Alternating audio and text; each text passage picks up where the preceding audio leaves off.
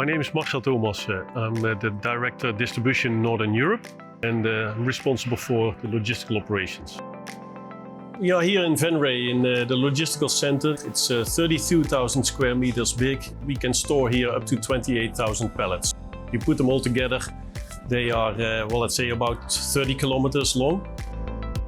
I'm a logistical person, so I'm passionate about logistics, which means we are busy with delivering the best service to our members. My name is Patrick Burkin. I'm the Senior Director of Supply Chain Planning for the EMEA region. What I do in Herbalife with my team is to make sure that the products that our members desire are available at the right time in the right place.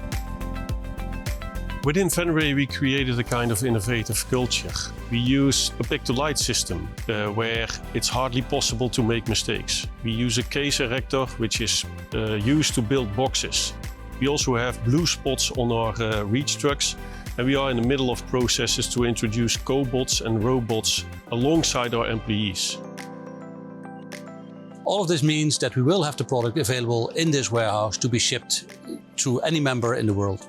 Our members and their customers rely on us, so it's important that we will always deliver.